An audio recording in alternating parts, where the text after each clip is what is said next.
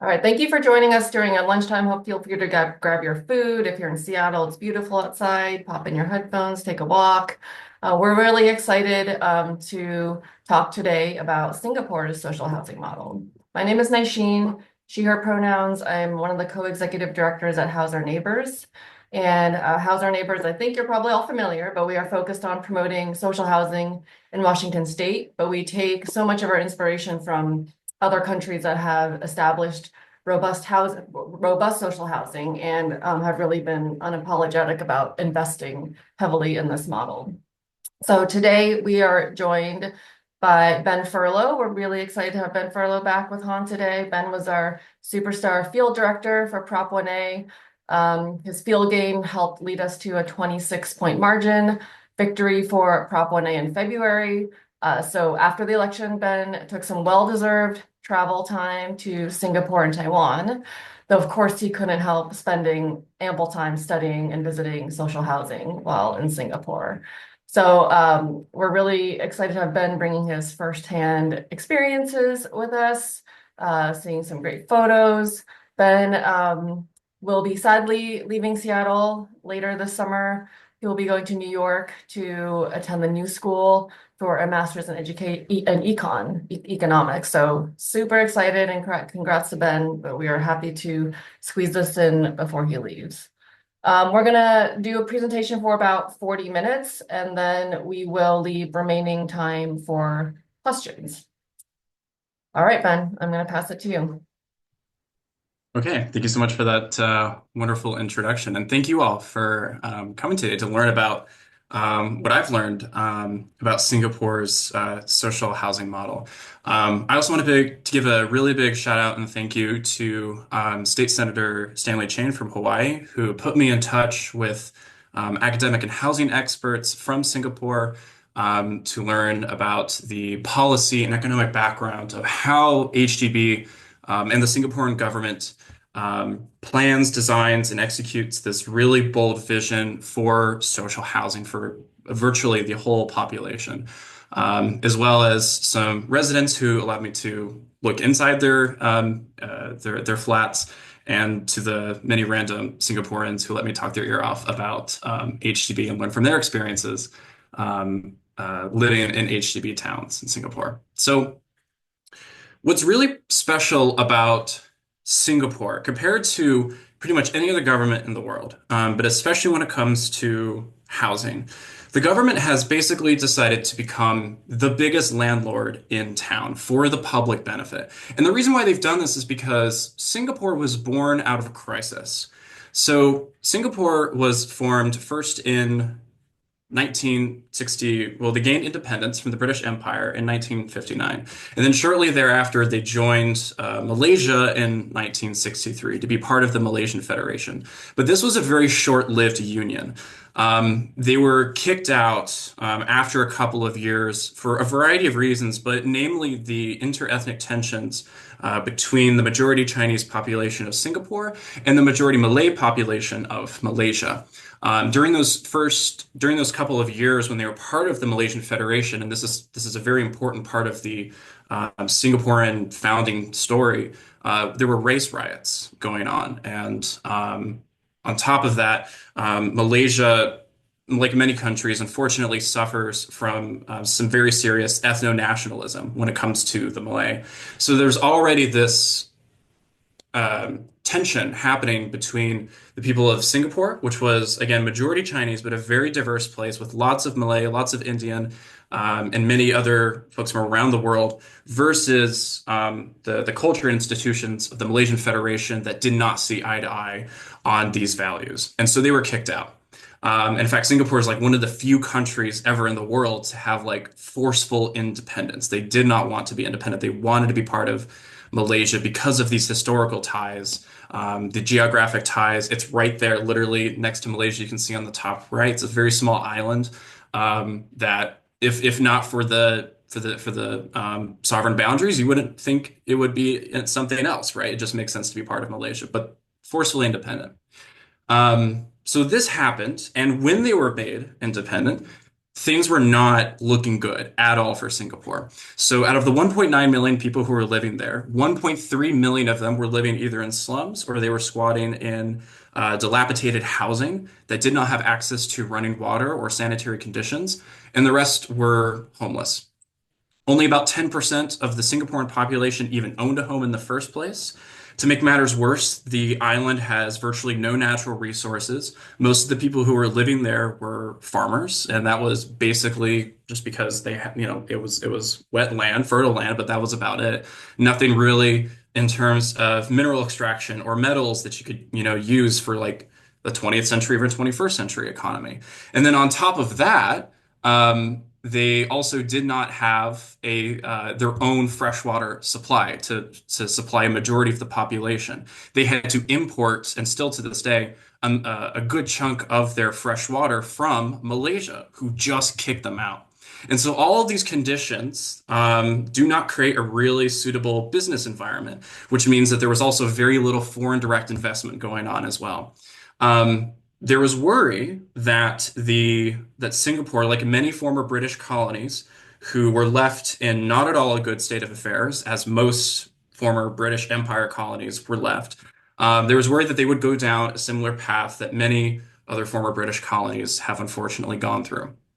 But things changed because in 1965, the People's Action Party, who was led by this guy, Lee Kuan Yew, the founder of the People's Action Party and also the founder of the country, they won an election in 1965 on a promise, among other things, to tackle the housing crisis. And their promise was to build around 50,000 units of housing, publicly owned housing, in the first 5 years. And they did. They beat those projections. And then they've won basically literally every election since then, every 5 years. In fact, they just had an election a few days ago, and I think they got like 65% of the vote or so. And part of why they've been able to win every election, among other things, is because they've made good and expanded on these promises, and have done a tremendous turnaround. So in 20 years, by 1985, Singapore had virtually no homelessness, and to this day, they still have an incredibly small homeless population. And over 85% of the population owned an HDB flat. So they went from 10%, right? Owning homes to the rest living in very poor conditions to this 85% home ownership rate, which is a huge feat. Basically, no other country even comes close to this level of accomplishment.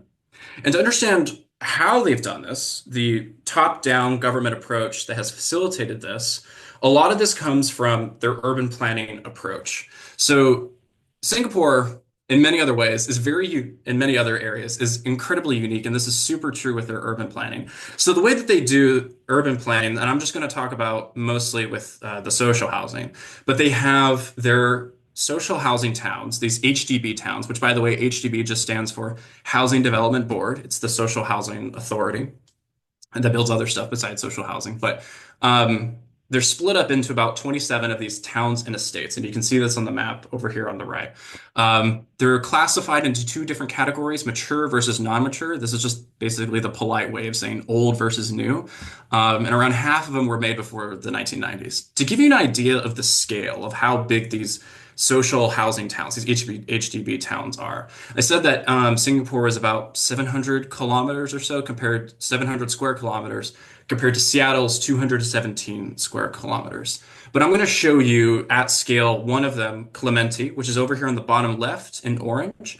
This was built between 1975 and 1979, and today it has 102,000 Ben, people. are you presenting? Or I don't see your screen. Oh, you don't? Oh no. Um, I should be screen sharing. I I see see Oh, do it. you? that. I Okay. see it. Everybody else All sees right. it? Okay. Just me then. Go All right, ahead. cool. So this is Clementi. It's a typical sized HDB town outlined here in green. It's got several estates inside of it. Estates are basically just like small neighborhoods. And this is Clementi. So here's now Capitol Hill, also at scale. And then now here's Clementi overlaid Capitol Hill.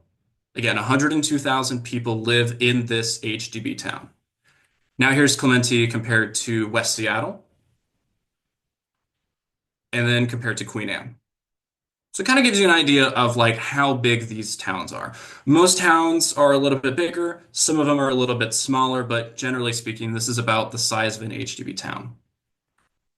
And when they build out these towns, they work with other government authorities like the Land Transportation Authority, which is their public transit and also roadways authority, the Urban Redevelopment Authority, and the Singapore Land Authority to plan HDB towns to fit in with the overall master plan that Singapore has. Singapore creates a master plan that lasts for 50 years, and then they have intermittent plans every like 10 to 15 years to make sure that they're actually achieving the goals of the master 50-year plan.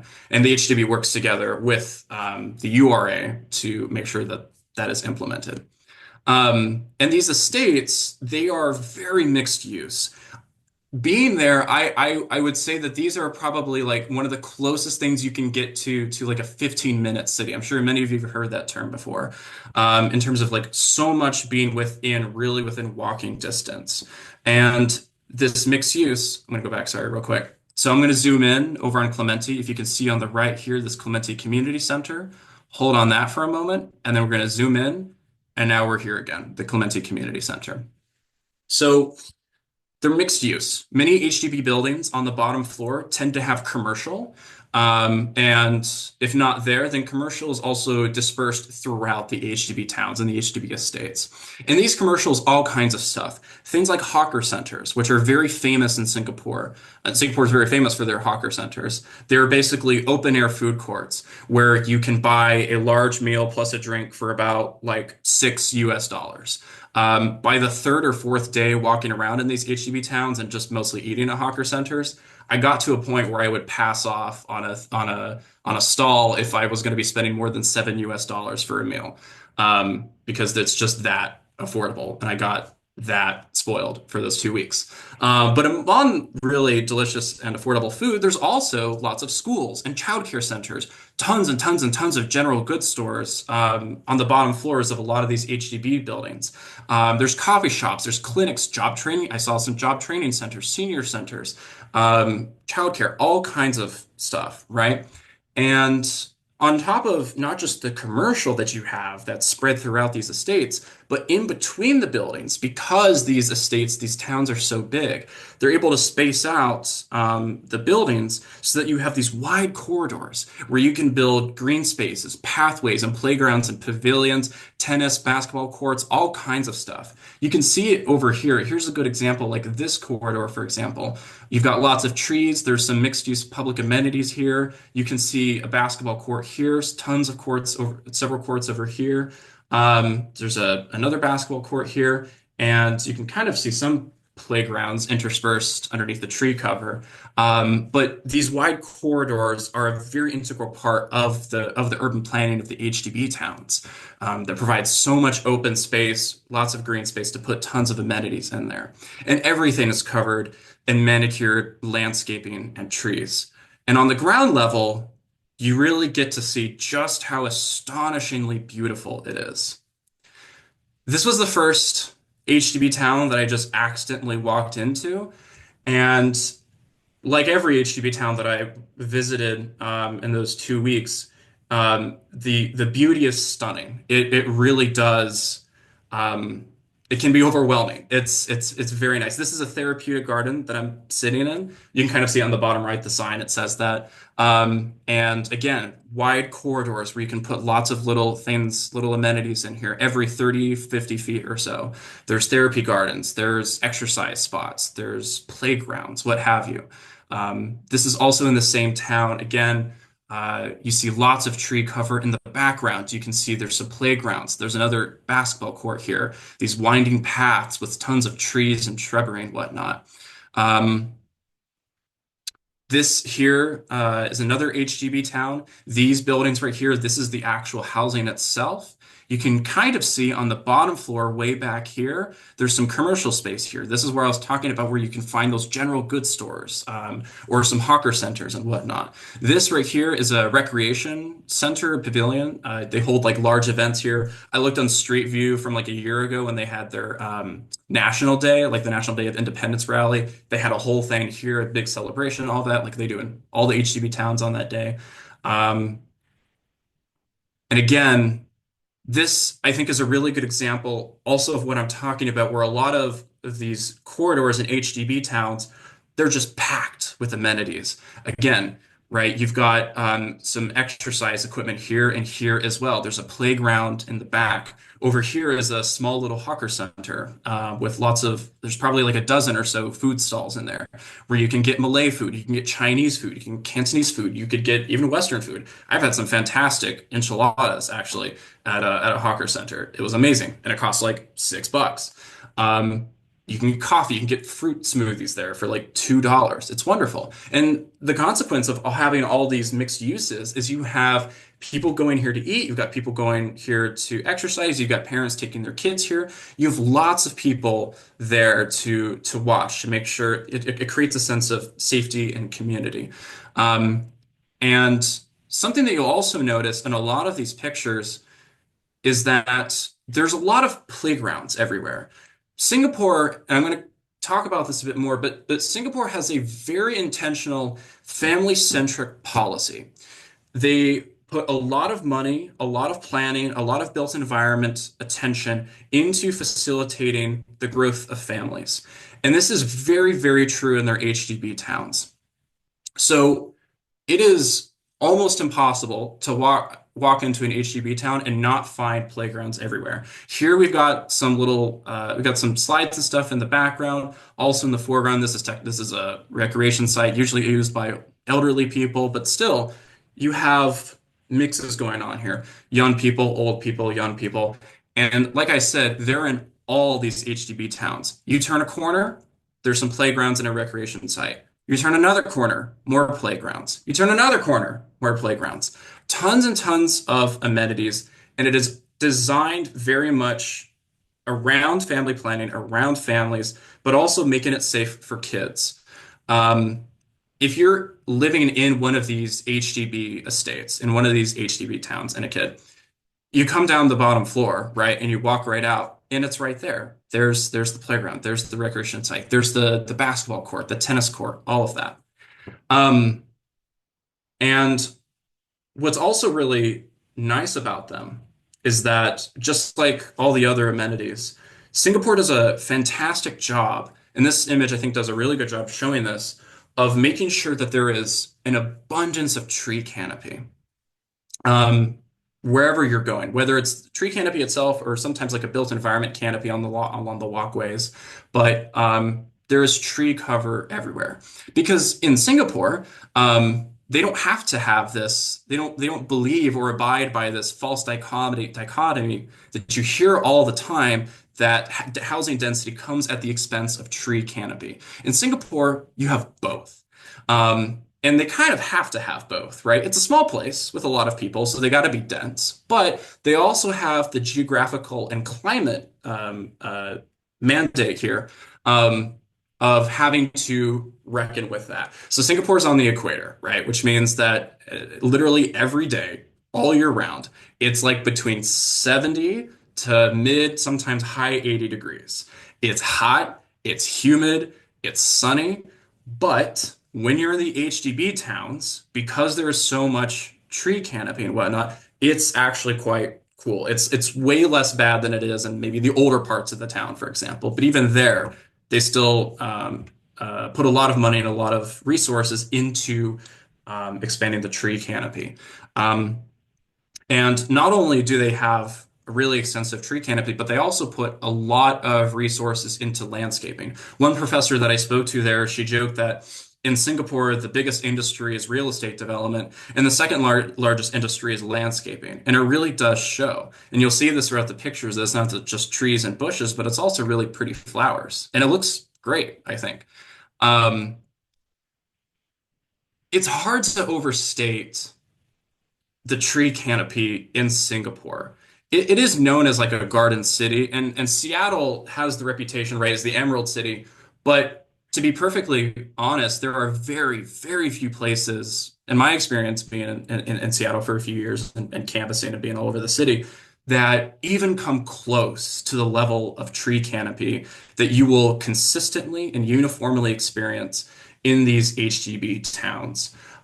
They do it for the health and for social purposes, right? To make sure, again, to counter the climate that they have there, so that way they don't have to suffer so much from the urban heat island effect. To make sure that people are cool. When I was in these HDB towns, I mean, when I'm out and about for those 2 weeks, I was carrying my laptop, a bunch of water, camera, all of that. It weighs a lot. And you feel it, you get the sweat. But then when you're in here, it is a noticeable difference. Anyone who's been out on a hot sunny day and then goes under trees, you know what I'm talking about. We all have done this. But HGB towns are like that to the max. And it wasn't just me that was enjoying the benefits of this, right? The locals were also really enjoying the tree canopy. Something that I really like about Singapore's HDB towns, besides the strategically placed cats, is their communal spaces. They do a fantastic job at building these. So you've seen already a lot of the communal spaces when it comes to these playgrounds and open green spaces and the public amenities in between the buildings. But underneath the buildings, they have these things called void decks. Void decks are amazing. So they serve like several different purposes, and sometimes they can do all of them all at the same time. So, baseline. These are at the bottom of every single HDB building. And what they allow you to do is they're, first of all, they're great for walkability. So they allow you to walk through the HDB buildings instead of having to go around. You saw from the uh, satellite view that these are pretty, sometimes pretty long buildings, and it would suck to have to go around, but you can just go right through here. They also serve as a purpose for bike storage. So most of them tend to have formal bike storage racks, but also people will just leave their bikes right there. It's safe to do that. They also tend to have lots of seating. So you can see on the right some people hanging out there. When I was out walking around, because I was walking around at all times of the day, most of the time in this void decks, you tend to find elderly people, retirees, just hanging out in the void decks, just talking, drinking, eating mahjong, or playing mahjong, what have you, um, and just hanging out. They also serve as a place to hold celebrations or events and whatnot. So you could hold birthday parties here, and you could just like you would with a rooftop, like you request from the leasing agent, boom, or from the yeah leasing downstairs. And then you've got that. I was in Singapore during Ramadan, so I visited a couple HDB towns that had a pretty large Malay population, and some of these were being used for that. Some had set up bazaars in these void decks. Um, and so Singapore, in Singapore, the HDBs, again, there's a very strong focus, not just on family planning and green spaces, but also on these communal spaces, right? And building that out. And they do that between the buildings, and they also do it underneath the buildings. And of course, finally, these spaces are sometimes used for commercial as well, like I pointed out in previous pictures. So the actual policies, though, of how does HGB do this, right? Like how does this work? So the HGB model is really interesting. This seems a little bit kind of like a semantic thing, but this will make sense.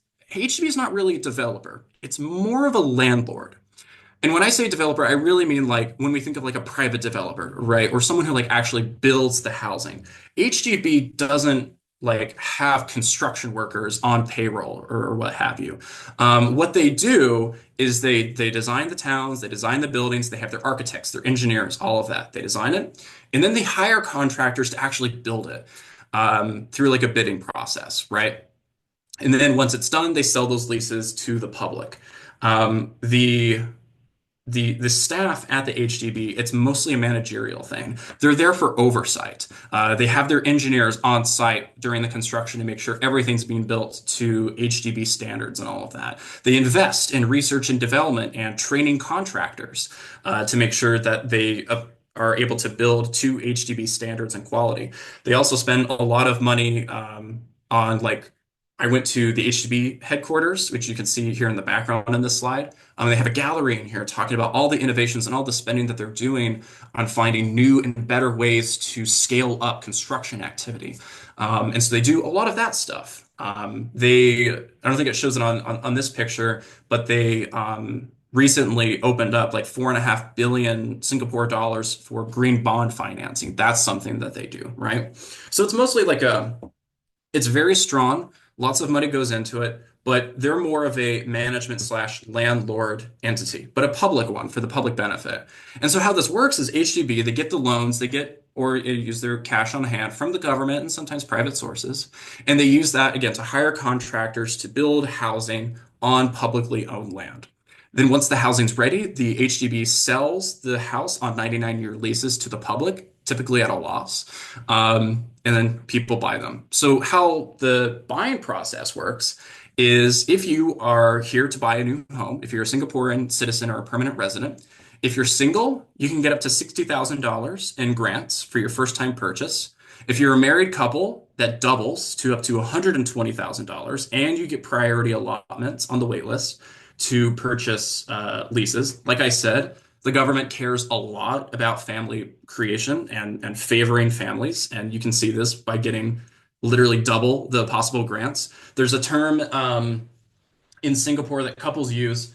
There's this thing called BTO, buy to order, where or build to order, buy to order, where if couples want to get married, what they'll say is, "Do you want to BTO together?" So that way you get married and you get the 120,000 up to $120,000 grant for your first home.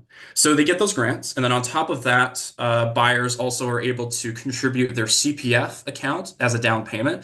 The CPF is basically a required savings slash retirement account that the government imposes. So you have to pay 20% of your wages towards this account, and then your employer contributes an additional 17% in payroll towards this account. And the money goes there. It's an investment account managed by the government that brings pretty good returns year over year. And you can use that to contribute towards your down payment. This is actually how a lot of people are able to buy a house without having to do a cash down payment.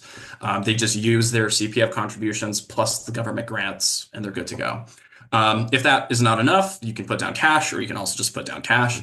And then you get a mortgage to cover the rest. Mortgages are usually purchased from HDB. They're typically on a 20-year term, sometimes 25, and the current interest rate is at 2.6%. The consequence of this, of course, is that because the government is putting tons of grants for people to bring down the price of what they're actually paying, the government sells housing at a loss. And it's pretty apparent the kind of losses we're talking about here if you just look at some of the prices of this housing. So this is a recent exercise, October 2024. This first column or second column right here is the selling price excluding the grants. The grants that are included here are assuming married couple grants, but you can see how the price declines significantly. And this is the price that people are paying, not with CPF contributions, but with the government grants involved, right? This is the discount that they're getting. And if you think that these prices are low, you should check yourself because this is Singapore dollar. So to convert to US dollar, you need to multiply everything by 0.75. So for example, this $20,000 flexi room, this is like for seniors, this would actually be 15,000 US dollar. This $104,000 three-room flat, this would actually be about 75,000 US dollars. Don't check Zillow here in Seattle if you want to keep your sanity. So because the prices are so low, right? Again, the government has to fund a lot of this to cover the losses. They're not making these for a profit. The goal is to provide affordable housing to citizens and PRs. And so HGB gets those losses covered by the government every year. Most recently, last year is about $5 billion, and then in 2023 is about $4 billion. So they're willing to throw down money to make this happen.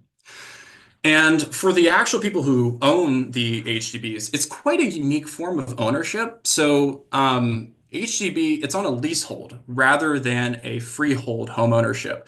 So what that means is freehold is what we're used to, where you buy a property, you could buy land, a house, whatever, and as long as you pay the property taxes and all that, you own it in perpetuity, right?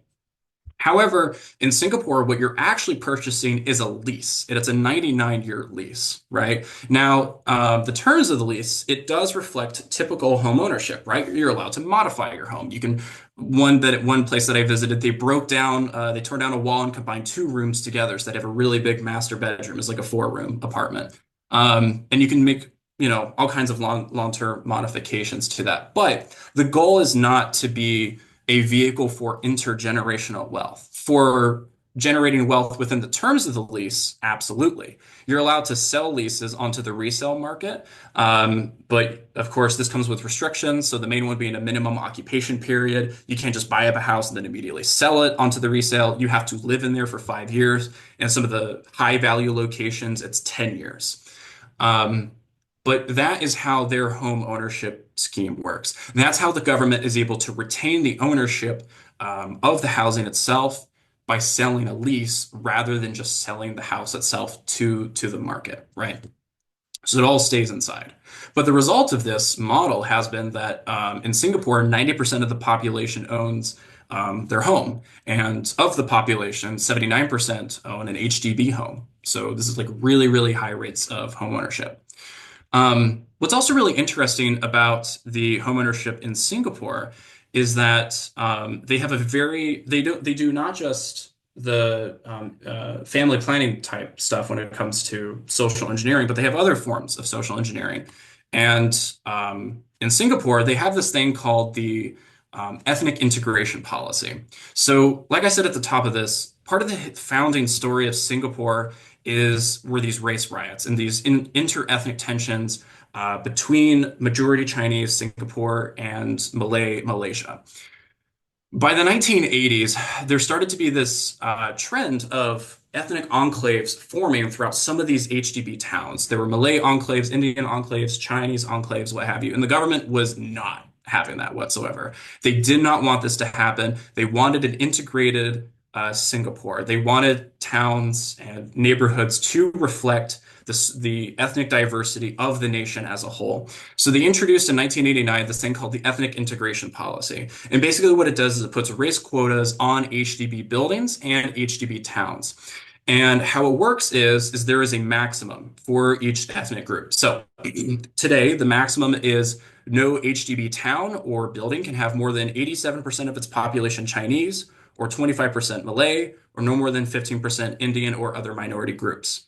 And the way that that's enforced is that means you can, when you sell your HDB flat, you can do only one of two things. You can either only sell it to someone of your race, or if you want to sell it to someone outside of your race, you can only sell it to someone who them buying it would not push the HDB building or the HDB neighborhood quota above these maximums.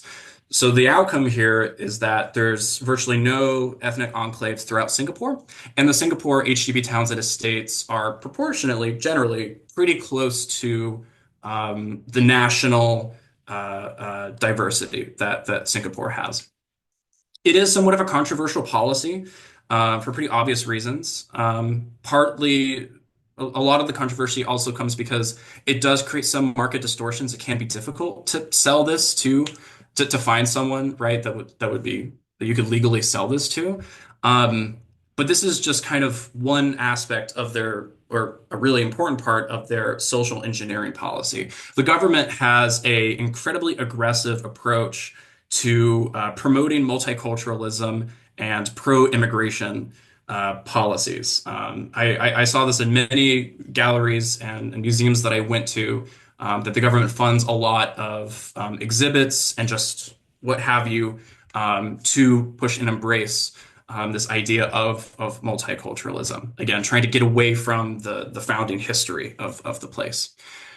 And this social engineering that you see here, it's not the only way that the government is in many ways powerful and a bit authoritarian. So in Singapore, the people live in really amazing public housing, kind of whether they like it or not. So the way that HDB builds towns is first what they do, and they were doing this from the beginning and still happens a bit to this day. They'll pick a spot to, like, they started off picking vacant land, right, that the government happened to own. I'll talk about this a bit more. And what they'll do is they'll plan, all right, we're going to build an HDB town here, this many housing, whatever. And then they go to a nearby place that currently does have residents. They take a census. They figure out how many people are there, what's the value of all the improvements. Back when they were first doing this, they were very, very meticulous about it. Still are today, but majority of the population were like farmers and stuff. So they would get down to like how many eggs do you literally own, and we will figure out like the market value of everything you own. They notify them, all right, Here's how many people are here. We know how much to compensate you at full market value for the stuff that you own. In 3 to 5 years, once this social house, this HDB town is done and ready, we're going to buy where you're living.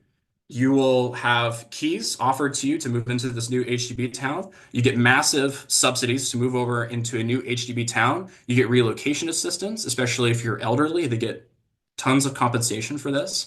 That's why you saw in a few earlier slides that the flexi units were going for 15,000 US dollars for seniors, right? Like they put a lot into making sure that this is, if it's going to be displacement, they're going to heavily compensate you for it, essentially, is the approach. And then once the keys are offered, everyone has to vacate. And they do, and they move out into the new neighborhood within like a couple of months. Everybody, the businesses, the people there, all move out together. In real life, you don't have to go to a designated HDB town. You can technically go wherever you want, but you get far more subsidies and far more grants and relocation assistance if you go to a town, to an HDB town that's near where you're being moved out of. Because they really wanted people, they wanted neighborhoods, communities to move together. Then, once everybody's out in the span of like 2 or 3 weeks, they tear everything down where everybody was, rinse and repeat. This process is how HDB was able to build over 1 million homes, some almost 20,000 commercial spaces, 15,000 plus industrial premises, and 1,500 schools and tons of other things in like 50 years. I'm going to quickly go through just like a Seattle example to see kind of what this would look like. I'm going to pick on North Seattle College because I go here, and this parking lot that you see down here is this overflow parking lot, literally vacant all the time. So we're just going to pretend it's vacant land for a moment. So what HDB would do if they had all the authority, like they do in Singapore, to do this in Seattle, first they would acquire this plot of land, flatten it, begin building. Then what they would do is they would take a census of everybody here in the blue area, all the businesses, all the people here, figure out what's the real market value of their house, just the house, compensate them for that, let them know, all right, here in 4 years, let's say 2029, you will have to vacate this area. We're gonna compensate you, we're gonna buy you out, give you relocation assistance. And then what they do is once the new HDB town is built out, everybody moves in, and then they tear this down. Then they identify the next site. They move over here and they say, all right, now we're going to stick to somewhere close. I included this part down here by the school because these are all parking lots. And personally, I think people deserve housing more than cars. So we're going to tear that down, build some housing right there, do the same over here as well, rinse and repeat. The consequence of this is that they do this, you have this sort of like checkerboard type development where they go from block to block to block and slowly but surely expand across the whole city. Again, in real life, if you were living here in this blue area, you don't have to move to this new HDB town north or south of North Seattle College. It's just much, much, much cheaper, and you get way more subsidies to do so. The authority that allows them to do this is this thing called the Land Acquisition Act. It was passed in 1966, just right after the founding of the country. Everybody that I talked to, the housing and academic experts, almost uniformly said that this was really the thing that made it possible for HDB to build the scale and the quality of the social housing towns that they have. Because it takes a lot of land to build that stuff. It takes a lot of land to have the buildings separated and have these wide corridors. You can put lots of public amenities and stuff in there, or to build all the trains and the subways and the commercial and industrial spaces that they have. And they did start off with a good chunk of land that was publicly owned, like a former most former British colonies tend to. They just inherited that land that was owned by the British Empire. But Singapore, like also most former British colonies, had a problem where there was there was a small number of really wealthy landowners who owned a lot of land. And you don't have to read this whole thing, but there's some quotes here from members of parliament when they were debating passing this. And you can kind of see the way that they're describing these landowners, not exactly in the best light. Because, again, right, most people were living in slums and in squalid conditions. Meanwhile, you had a small number of people that owned a lot of land and were making money off of what would be the economic growth of Singapore. And the founder, Lee Kuan Yew, really did not like the idea of having to compensate landowners, especially these really wealthy landowners, in order to develop the country. So the Land Acquisition Act was passed to tackle this problem. And what it does is it gives the government the ability to acquire land at below market rates with no appeal process whatsoever. So below market rates, that means they're pegged to a certain year. So for a long time, it was pegged to what is the value of the land in 1971. So it could be 1990 or something, and they're buying based on what it was worth 20 years ago. You don't, the landowner doesn't get to accrue any of the gains that were made over time as the city developed, as the government would build. Also, no matter when the value is pegged to, there's also things called development charges there, where landowners don't get to see any of the increase in land value that happens if the Land Transit Authority decides to expand a subway line somewhere, right? The government doesn't have to pay for that. The government just acquires the land at far below market rate. And this has saved them a lot of money, right? They were able to very rapidly acquire a significant portion of the land. By, I think, the early 1990s, over 80% of the land in Singapore was owned publicly. And today, about 90% of the land is owned by the government. And of course, again, right, like a lot of this goes against our understanding of property rights, right? I mean, we have eminent domain here in the United States, but the idea that the government would just very rapidly start acquiring it against your will with no appeals process, and you can see this here in the language of the actual Land Acquisition Act. They're able to acquire for any public purpose by any statutory board or whatever in the government. And C, 51C is the most important thing for any residential, commercial, or industrial purposes. They don't have to they don't have to justify a public use. The government can just say, we are developing, we are the landlord, we are going to acquire this land, and you are not going to get the same level of compensation as you otherwise would have. They fully compensate for the buildings, for the improvements, for all of that, but for the land itself, far, far, far less. And this is a big part of why Singapore has a reputation for being authoritarian, because they do not, among some other things, do not have the same respect for property rights that many countries, especially in the West, have when it comes to property ownership. So, what I want to talk about just very briefly, because we are approaching time. What can we take back to the U.S.? What Singapore did is a very specific approach, right, to make their model work. They used, as I just talked about, very powerful eminent domain power to acquire land rapidly and to build their specific vision of HDB towns and HDB estates. They also backed this up with a ton of money, billions and billions and billions of dollars every year to actually make this happen and build it at scale. They make it available to everybody. They provide below certain income levels. It's like I think $14,000 a month is like the max you can make to get buy an HDB flat. So basically everybody, but with massive subsidies to bring down the price. And they're able to have those subsidies because again, they're able to build a lot of this for a lot cheaper than they otherwise would have. The thing that I really want you to take away from this though is that it is the public ownership of land, the permissive land use, and that massive government funding, that subsidy, that really makes the end result possible, right? When we look at Vienna, for example, about half the population, a little more than half the population, lives in social housing of some kind. And the government also owns about half of the land. Now, they got that mostly not through eminent domain like what Singapore does, but they did it through a bit of a more market-based approach, where the government would actually buy out the property from people, typically at about market value, but not in an aggressive fashion like Singapore, where they did it over 30 years. Austria did this in a much more spread out period over about a century, right? So there's lots of different ways that we can get to this end result where the government has a lot of land, has a lot of money, has a lot of resources, and the permission to use that land to the fullest extent for the public benefit, right?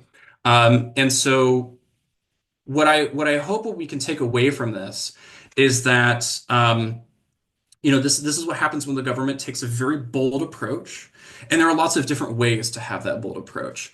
And we should take from this their successes and what we can actually incorporate here in Seattle, here in the United States, and also learn from their mistakes.